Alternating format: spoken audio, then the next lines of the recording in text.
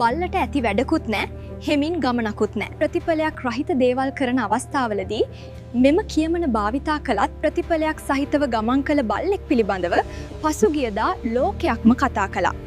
උගේ නම ආලෝක. සාමයේ පණිවිඩය රැගෙන ඉන්දියාවේ සිට බෞද්ධ භික්ෂූන් වහන්සේලා සමග සැතපුම් 2300ක් පමණ ඇවිද්ද මේ ආලෝක තිරිසන් සතෙක්වත් සෑම හදවතක් පුරා නිහඬවම සාමයේ පණිවිඩය පතුරමින් ඇවිද ගිය සාම දූතයෙක් බවට පත් වුණා. භික්ෂූන් වහන්සේලා සමග ඇමරිකා එක්සත් ජනපදය හරහා ඇවිද ගිය ආලෝක දින 100ක පාගමන අවසන් කරන විටද උන්වහන්සේලා සමග එක්ව සිටියා. මේ ගමනේදී ආලෝකහට මිනිසුන්ගේ ආදරය, කරුණාව, පුද සත්කාර ලැබුණා වගේම පශු වෛද්‍ය ප්‍රතිකාර ලබා දීමට වෛද්‍යවරු පවා ස්වේච්ඡාවෙන් කටයුතු කරන අයුරු අපි දැක්කා.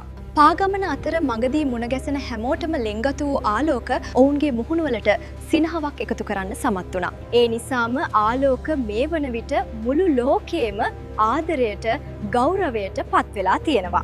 ආලෝකගේ ගමනේදී අපට මතක් කර දෙන්නේ ආදරය, කරුණාව අපත් සමග ඉදිරියට ගමන් කළ යුතු බවයි. සාමයේ පණිවිඩය පතුරවමින් ඇවිද ගිය ආලෝකගේ මෙම ගමන ප්‍රතිඵලයක් ඇති ගමනක් නිසා ජනවහරේ එන බල්ලට ඇති වැඩකුත් නෑ, හෙමින් ගමනකුත් නෑ යන කියමනට නව අරුතක් එක්කලා. මේ ගැන ඔයාට මොකද හිතෙන්නේ? ඔයාගේ අදහසත් පහලින් ලියාගෙන යන්න.